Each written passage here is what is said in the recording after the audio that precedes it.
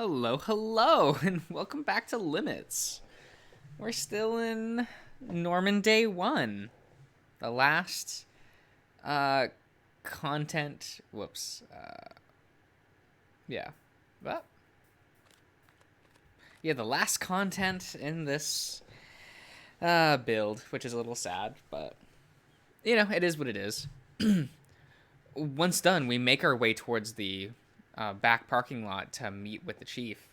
I need to turn off the space heater. Sitting inside the car, you spot the polar bear waving at you with yet another gentle smile. You briskly jog your way towards him, feeling slightly exhausted afterwards. Man, I need to get back into shape, huh? The bear lowers down the car window. You ready to go, Dan? Yes, Chief. Hop in then. You give a quick nod. Where should I sit?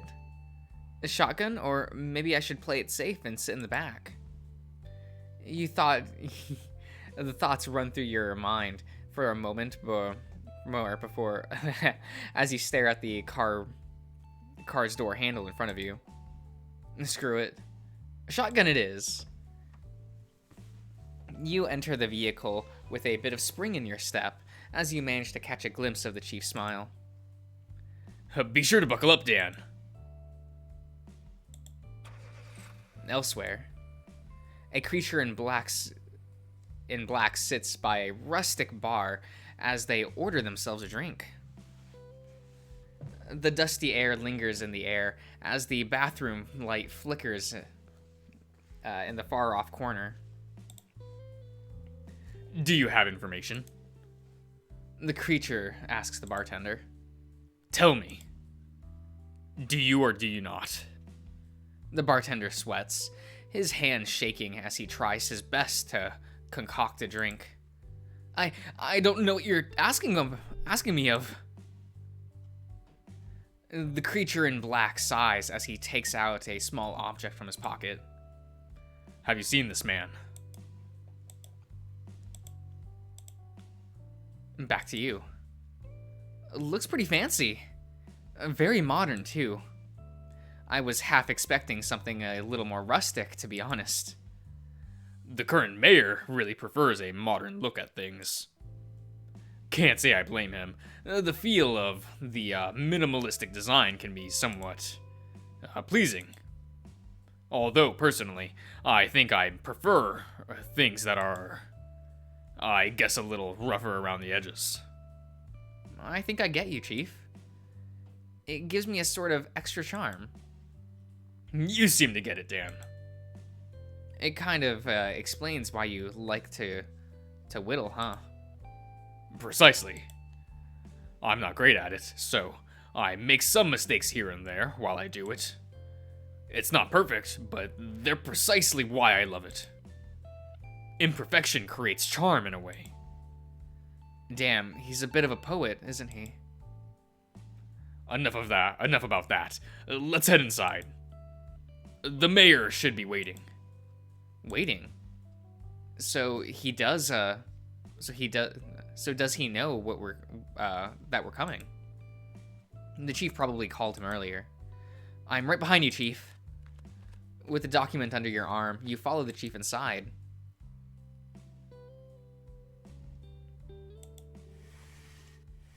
The automatic door slides open, revealing the reception area, operating by a blue avian creature. Show me. Bird. Kind of reminds me of a blue jay. Upon getting closer, the avian waves a smile at the chief before promptly pointing in towards the direction. You look at the chief as he nods to the blue jay, signaling you to follow him towards with a cock of his head. Cock of his head, yes. Not cock on his head. That would be weird. You promptly follow him across the stairs. Along the way, you noticed a portrait of a dapper-looking bird hanging in the hallway. I wonder who that is. He looks pretty essential. With your attention still somewhat glued to the picture, the chief seems to have caught you staring. No, that's the current mayor, Mr. Hammond. Hammond? No relation. We'll be meeting him shortly. I see. He's rather huge. Then again, about 90% of all the people I've met and talked to here so far were big. Not really sure how I feel about that. You feel really good about that, because it means everyone around you is hot as fuck. We're almost there. Just around the corner. Turning around the corner, you can see a pair of doors at the end of the hallway, guarded by an immediate feline. Who are you? Gray fur paired with yellow eyes. He looked at you and the chief with force, as he's gauging whether you're a threat or not. The Cot's attention seems to be solely focused on you. Good morning. Can we come in? Maybe head inside, Chief. You may head inside, Chief. Thank you. The feline holds up the door, allowing you and the chief to get in. However, the polar bear walks in and you follow. However, as you are about to step inside, you can feel a hand on your shoulder. Except you. You're staying here with me. Don't worry. He's with me. I've never seen him before. I can't risk letting an unknown go in. You're free to go and talk to the mayor, Chief. This guy has to stay outside. An unknown? Ouch. He's kinda right, though. He's actually here on behalf of Dr. Steven. He's meant to deliver some document to the mayor. I understand your apprehensiveness, but now for sure, you know for sure I'll be responsible for him. The feline narrows his pair of eyes at you, before promptly pulling out a radio-looking device. Hey, Mr. Hammond. The chief is here. He's got someone else with him. Should I let him in? He's a bit of an unknown. I see. All right. Seems like you got the green light, stranger. You may go in. Thank you. Let's get going. Suddenly, the feline stops you again for a brief moment. I'm still wary of you. Better keep your hands to yourself. There's a slight hesitation from you, but eventually you give him a curt nod before catching up with the chief. Through the doors, you find yourself standing in a well-lit room with panes and glass windows overseeing the area outside. Looking around, you couldn't find anybody other than the chief, who was standing by a desk in front of you. He looks at you and waves, signaling you to come over to him. Come here, Dan. The mayor should be here momentarily. Where is he? Most likely in the other room. He knows we're here, so it's simply wait a moment until he comes. I'll be honest, it's a bit scary to be here. I'm a bit anxious. I get it. It can be pretty intimidating to have an audience with someone so important. You'll be fine, though, I can assure you. The mayor is rather nice, despite his serious appearance. That's comforting to hear. You must be meeting with the mayor pretty frequently, considering you're the chief of this town and all. Not really an inaccurate assumption. Although, he'd often contact me through calls instead of meeting like this. I wonder why you're meeting him today. Don't worry about it. If he doesn't want to talk about it, I guess I shouldn't pry. Behind the door, not too far off from where you are currently standing, revealing the figure that you had just seen recently. Bird! I like him. I like him a lot. He reminds me a lot of Thunderbird from Hosomo. Who, he's hot. He's, oh my god. But, yeah, you know what I mean, guys. You know what I mean.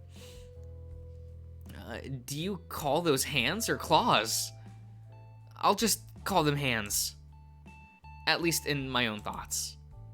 The avian figure strolls towards you, or rather, the chief specifically.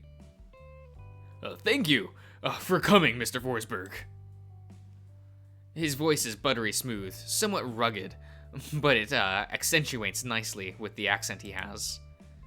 The two shakes each other's hand. My pleasure, Mr. Hammond. And who might you be? The mayor gives you an appointed look. Mr. Hammond, this is Dan. Dan, this is the mayor, Mr. Duke Hammond. Dan is here on behalf of the doctor. Not to mention, he's new around these parts. It's my pleasure, Mr. Duke Hammond. Extending your hand to offer a handshake, the mayor graciously takes it in. The texture of his hand is, what do you expect based on the look? It feels a bit weird. Pleased to meet you, Dan. Mr. Hammond would be, fine, thank you. Understood. You're here to deliver something, correct? I've been, informed by the doctor that you'd be coming along with the chief. Which proved, to be accurate. Oh, yeah. I suppose I'm supposed to give you these documents. They're inside these folders. Passing it over to the mayor, he thanks you afterwards before inspecting the insides. Everything seems to be in order. I don't think I caught it before, but where are you from, Dan? Crap. He's asking me where I'm from. What the hell do I tell him? Oh, you know, just another world. It's no big deal. That'd make me sound insane. And I can't just lie. Because I literally don't know any name of the places in this world. If I made something up, he'd definitely notice. Maybe I should just say that I'm from Antarctica. Wait, does he already know from the chief? I subtly sneak a peek at the chief. A somewhat worried expression is planted on your face. He notices your hesitation. He's from the city. Just moved in recently. The city?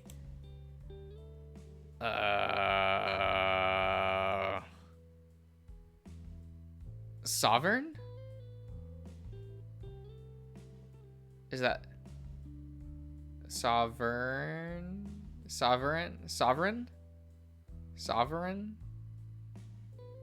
City. Is that right? Where's my phone?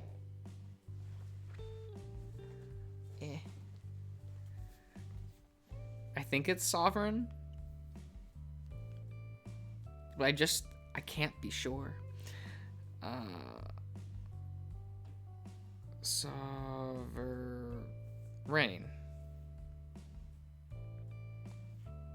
Sovereign. Ah, fucking lit.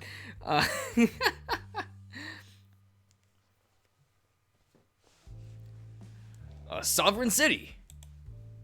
I've got a brother who lives there. A fun and the eccentric fellow he is.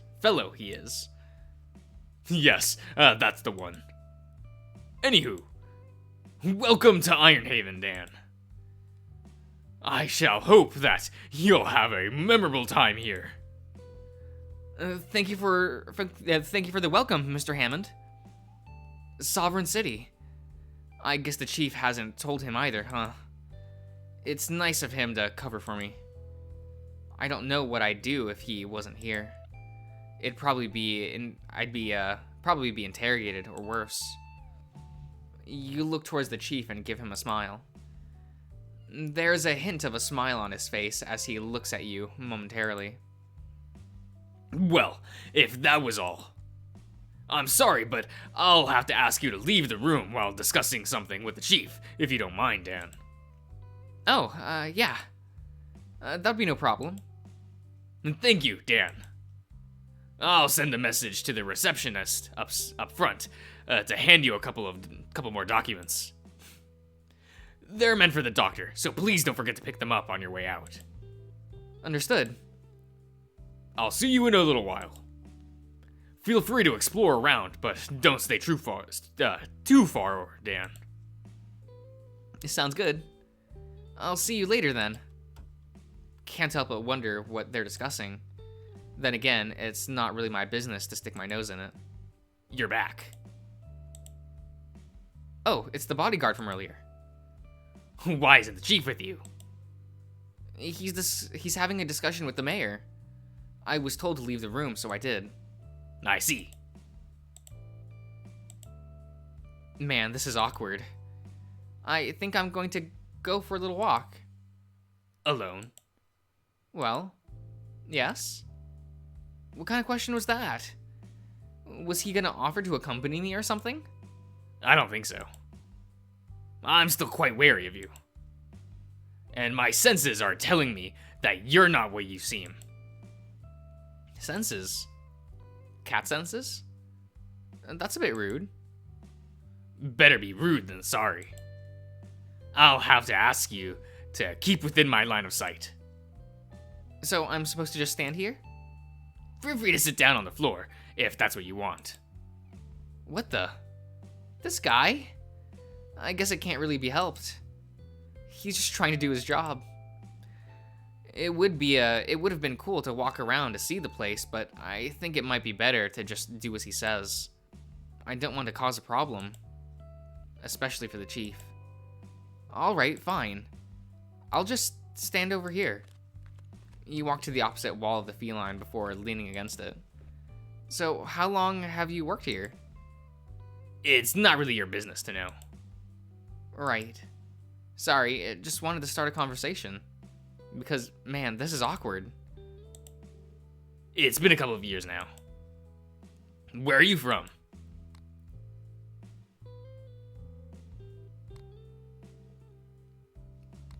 Amazing. Sovereign City. That must be it. I'm from Sovereign City.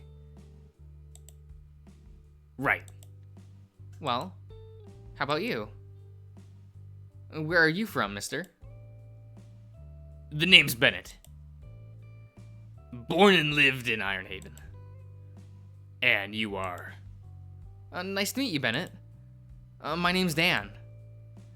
You're lived in Ironhaven your whole life. Yes. You've traveled around, though, right? Of course. He doesn't talk much, does he? That's fine, I suppose. I'll just fiddle with my phone while I wait for the chief. Bennett, your new feline acquaintance simply stares at you with a blank expression. I can't tell if he's angry at me or not. Whatever. No harm done. Previously within the mayor's room. All right, Mr. Forsberg. Tell me. Tell me everything that you have found. Time essential, and I would prefer if this matter is solved as soon as possible. As unlikely that may be, but one can hope. All right. I have gathered some evidence by revisiting some of my old mates regarding the possible reasons behind the significant disturbance a couple of days ago. From what I've been told, something similar happened a long while back in a different state. The effects from the effects from then were very similar to this event. So, it couldn't be a coincidence, could it? Interesting. Did you happen to find out what the exact source is? Not quite, but there have been theories that it could be akin to do with some sort of time travel. That's absurd. Such a thing is impossible. Could it be the effect of an orb instead? Perhaps. But usually, those power leave some kind of mark to indicate that it was an orb that did it. So you're saying that you couldn't find a mark of some kind? Well, that's the thing. I tried visiting the general area of the disturbance based on the information we had. See if I could, try to find any of that. However, when I arrived, I found traces of activity. Seems like someone else knew what was going on first. Or rather, not someone, but an organized group. That's troubling. Have you found any marks? No, I'm afraid not.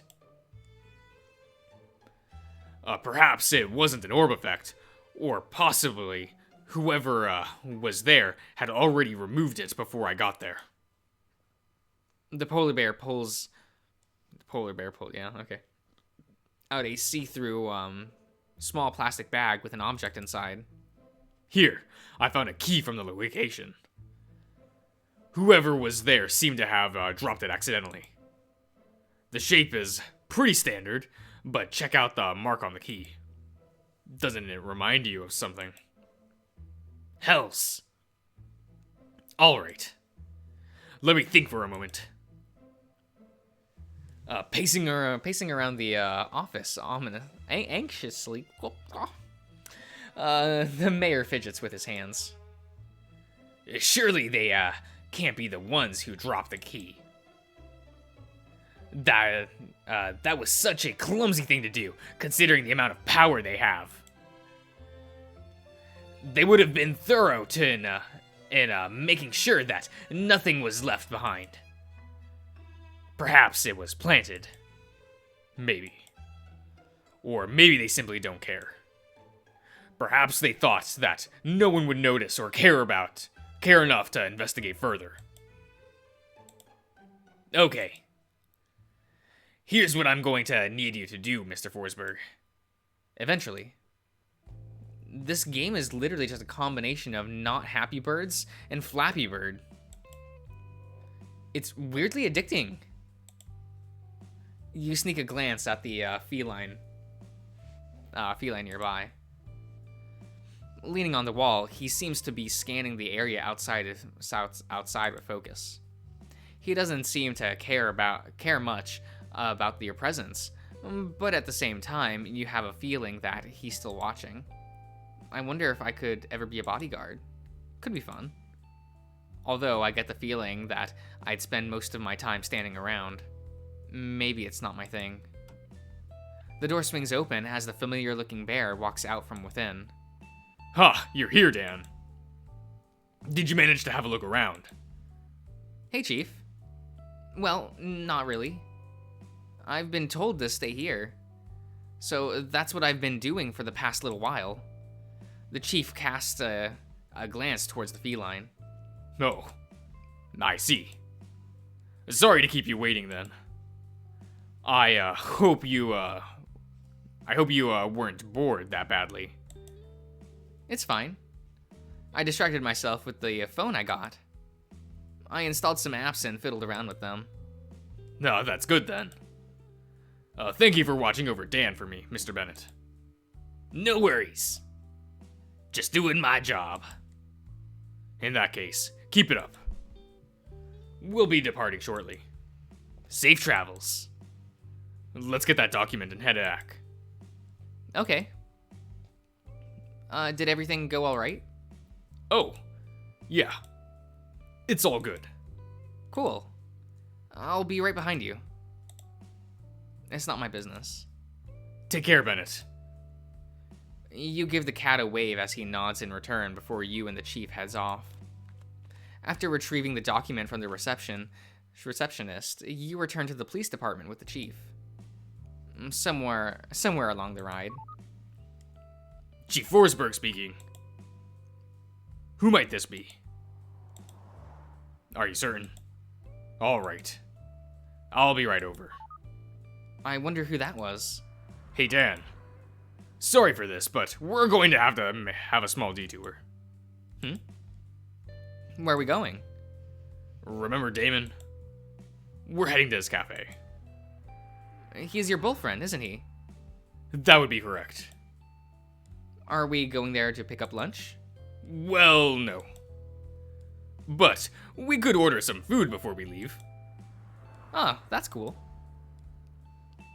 I'd ask the reason why, but I don't want to intrude in your business. We'll see. We'll see. I wonder what he meant by that. The rest of the drive towards the cafe was smooth. Along the way, you notice some posters about the Halloween carnival that's supposed to be happening next week. I wonder if I could go and visit the carnival. Does it require costumes for entry? If that's the case, I guess I won't be able to go in then. I doubt that they would set such a restriction. I wonder if the chief dresses up for Halloween, though. You suddenly turn your head towards the chief. The bear's attention is seemingly focused on the road. I wonder. Is something the matter, Dan? You've been looking at me funny. Crap. You noticed. No, it's nothing. I was just looking around. Wow, that was a great excuse. All right. You spent the remainder of the drive not looking towards the direction of the chief. Eventually. Okay. I think I'm gonna cut this video short. I'm sorry.